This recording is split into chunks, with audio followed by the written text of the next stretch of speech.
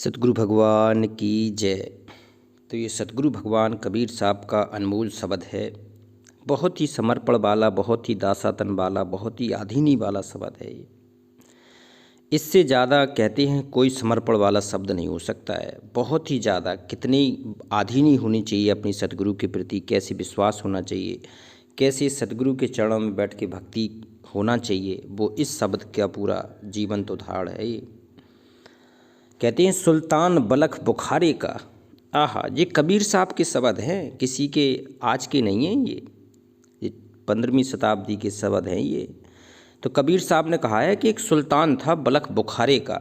उसके इतने ठाट बाट थे कि पृथ्वी लोक के राजा महाराजा तो दूर की दूर, ऊपर के स्वर्ग लोक के देवता 33 करोड़ देवी देवता उसको देख के बोले, अपने आप को कहते थे कि जितने ठाठ बलख बुखारे के सुल्तान के हैं उतने तो बोले हम लोगों के भी नहीं हैं, देवताओं के। इतना ठाट बाट का राजा था।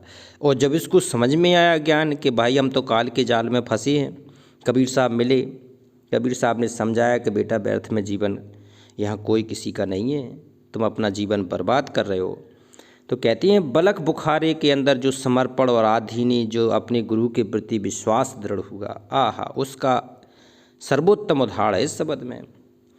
कहते हैं सुल्तान बलख बुखारे का, जिनके ओढ़न साल दुसाला, नबो तार दस्तारे का, सो तो लागे भार उठावन, नौमन गुदरा भारे का। देखो, कहते हैं जिसके ओढ़न के लिए साल दुसाल थे, पूरा बलख बुखारे का सुल्तान था। हाथी थे, घोड़े थे, 16,000 कहते हैं जिसकी रानियां थीं। इतना ठाट बाट था उसका। वो कहते हैं जिनके ओढ़न साल दुसाला, नवो तार दस्तारे का, 10 तारों का सितारा था वो राजा।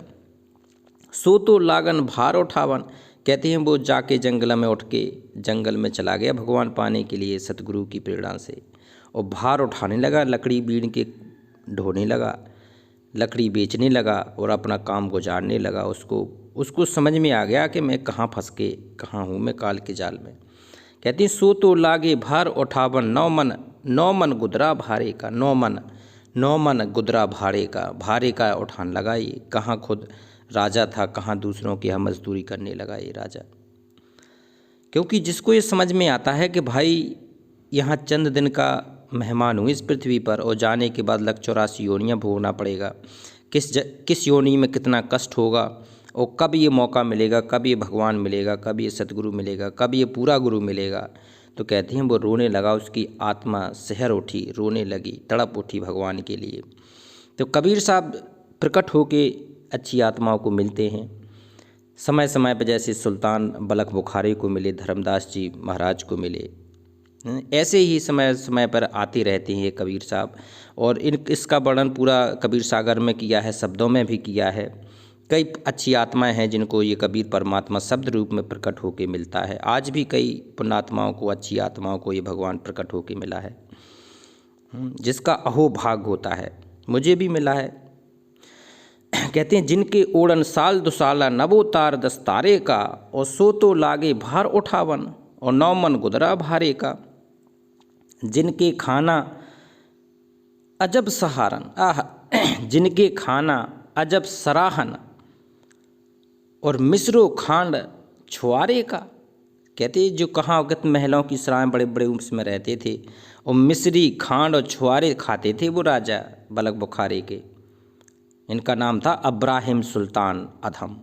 बताओ, इतना प्रसिद्ध था ये पूरे विश्व इतिहास में उस समय का, कि जिनके खाना अजब सराहन और मिस्री खांड छुआरे का, अब तो लागे बखत गुजारन, टुकड़ा सांझ सकारे का। बताओ, अब जब उसको ज्ञान समझ में आया तो कहते हैं कैसे हाल में रहने लगा। अब तो लागे बखत गुजारन, अब इस पृथ्वी लोक पर अपना केवल भगत गुजारने लगे। एक एक पल अपने सदगुरु के प्रति समर्पित होकर गुजारने लगे। एक एक पल अपने आप को समर्पण करने लगे। एक एक पल अपने आप को अधीन करने लगे। अपने सतगुरु के चरणों में अपने आप को पूरा विसर्जित कर दिए। अब बकत गुजारने लगे कि हे भगवान, इस लोक से हमें निकालो, इस पृथ्वी लोक से निकालो, काल के जाल से निकालो। और टुकड़ा सांझ सकारे का, एक टुकड़ा जैसे भी मिल जाए रोटी का, सूखा रूखा, तो उसको खा के अपना वक्त गुजारने लगे। सवेरे टुकड़ा, सांझ रात का और सुबह कुछ भी मिल जाता तो उसको खा लेता। 2 दिन मिल जाए तो 2 दिन का खा लेता। हो सकता है 3-4 दिन कुछ ना मिले, भूखों ही रहना पड़े, सप्ताह सप्ताह भूखों गुजारना पड़ता था। तो ऐसी स्थिति में उसने भक्ति करके भगवान को पाया है, समर्पण द्वारा, अपनी आधीनी द्वारा। जाके संग कटक दल बादल, आहा, जाके संग कटक दल बादल, 9 से घोड़ कंधारे का। बताओ, पूरा कटक था उसके पास, पूरी सेना थी, कटक दल बादल, कुछ किसी चीज़ की, घोड़ा, हाथी, रथ, पूरा सब तामझाम था उसके पास। जाके संग कटक दल बादल 900 घोड़ कंधारे का। कंधारे की जो 900 अच्छे सर्वश्रेष्ठ घोड़े थे ना, उस समय के 900 घोड़े कंधार के घोड़े प्रसिद्ध, विश्व प्रसिद्ध थे उस समय, आज भी हैं। तो कहते हैं 900 घोड़ कंधारे का, और 100 सब तज के भय औलिया। आहा, जब इसे ज्ञान समझ में आया कि भगवान पाने के लिए बिना समर्पण के, बिना आधीनी के, बिना कहते हैं सब कुछ छोड़ छाड़ के अपना भगवान के चरण में लगने से संभव नहीं है, तो सब छोड़ दिया ये। सो सब तज गए भय औलिया, और औलिया बन गए। औलिया क्या होती हैं? फक्कड़ संत होते हैं मुसलमानों में। तो वैसे फक्कड़ संत बन गए, अपना चेहरा भी छिपा लिया। कहती हैं चेहरा और कपड़े फटे कर लिए, कोई ये ना समझ जाए कि ये राजा है। कहते हैं सो सब तज के भय औलिया, और रास्ता घरे किनारे का, और किनारे से अपने घर के निकल के अपने भाग लिए रात में। तो ये बलक बुखारी की सुल्तान की अजब कहानी है कि कैसे उसने भगवान को पाया, कैसे इस कबीर परमात्मा के मार्ग में आगे बढ़ा, ये सब का इसमें वर्णन है। कहते हैं चुन चुन कलियां सेज बिछावे, और दासन न्यारे न्यारे का। आहा, उसके लिए कहते हैं हर रोज की सेज बिछाने वाली अलग बानियाँ थीं, अलग अलग सेज पे सोता था, अलग अलग रानियाँ थीं। कहते हैं पूरे अपने बलक बुखारे की सबसे सुंदर रानियाँ उसी की थीं उस समय। सबसे ज़्यादा धन धान, सबसे ज़्यादा ऐश्वर्य उसी का था। बोले चुन चुन कलियाँ सेज बिछावें। कबीर साहब कह रहे हैं कि चुन चुन कलियाँ, कहते हैं पूरे शहर की, पूरे जंगल के अच्छी अच्छी जो खुशबूदार फूल होते थे ना, उसकी रोज़ सेज बिछाया करते थे, रोज़ सेज सजती थी उसकी। कहती हैं चुन चुन कलियां सेज सजावें, दासन न्यारे न्यारे का। आहा, और 100 मर्दों ने त्याग दिया है, देखो ज्ञान बेचारे का। कितना इतना त्याग करना, कहते इतनी धन धान त्याग करना, इतनी सुंदर पत्नियों को त्याग करना, पूरा सब कुछ अपने संबंधी, अपने पुत्र पुत्रियों, अपनी सब कुछ छोड़ के, कहते हैं ऐसा त्याग पूरे इतिहास में नहीं मिलेगा जैसे बलक बुखारी के सुल्तान ने अपने गुरु के लिए किया।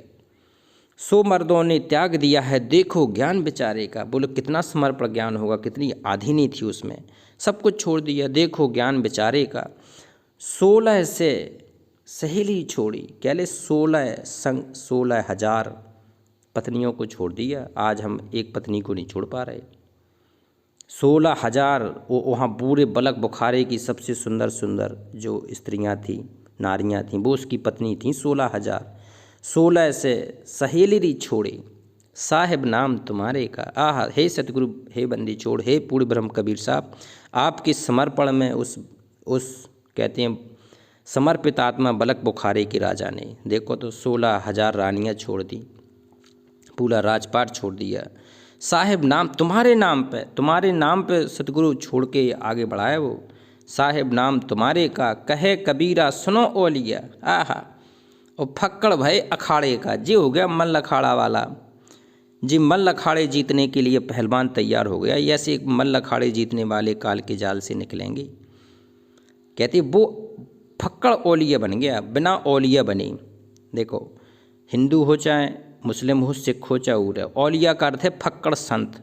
सब कुछ छोड़ के अपने भगवान के चरणों में समर्पित होना, वो है फक्कड़ औलिया। तो बिना फक्कड़ औलिया बने, बिना समर्पित बने कोई पार नहीं हो सकता है। कहे कबीरा सुनो औलिया, और फक्कड़ भय अखाड़े का, जे मल अखाड़े का 21 ब्रह्मांड रूपी मल अखाड़े से निकलने का असली बोले पहलवान बन के निकलाए बलक बुखारे का राजा इब्राहिम सुल्तान अधम। तो वो उसने मल अखाड़ा जीता, उसने काल की जेल को तोड़ के 21 ब्रह्मांड रूपी तेल को पार होके सतलोक गया है। तो इतना आधीन चाहिए हमें, इतना सतगुरु के प्रति प्रेम चाहिए, समर्पण चाहिए, विश्वास चाहिए, तब हम पार होंगे। तो ये अनमोल समय है, भक्ति का अनमोल समय चल रहा है। सतगुरु शब्द रूप में प्रकट कभी भी किसी के समय में आ जाते हैं, पूरा ज्ञान दे देते हैं। तो ये ज्ञान समझना चाहिए कि हे भगवान हमें भी वो पूरा ब्रह्म परमेश्वर कबीर साहब आके हमें ज्ञान दे, तो वो प्रकट हो जाएगा। वो दूर थोड़ी है, जिसके मने भावना जैसी प्रभु मूरत देखी तिन तैसी। वो भगवान तो कहते हैं जिसके बिना पूरा पत्ता नहीं हिल रहा है, पेड़ पौधे नहीं हिल रहे डुल रहे, पूरे ब्रह्मांड जिसके इशारे पे घूम रहे, तो उसको भगवान को आने में कहाँ दे रही है। कमी हमारे अंदर है कि वो बलक बुखारे जैसे राजा के जैसे हम समर्पित नहीं हो पा रहे, हमारे अंदर वो अधीनी नहीं आ पा रही, विश्वास नहीं आ पा रही कि वास्तव में भगवान है। तो ये भगवान शब्द रूप में प्रकट है सतलोक ले जाने के लिए। तो चलो सतलोक एक बार जयकारा करते हैं। पूर्ण ब्रह्म परमेश्वर अविनाशी राम सत कबीर भगवान की जय।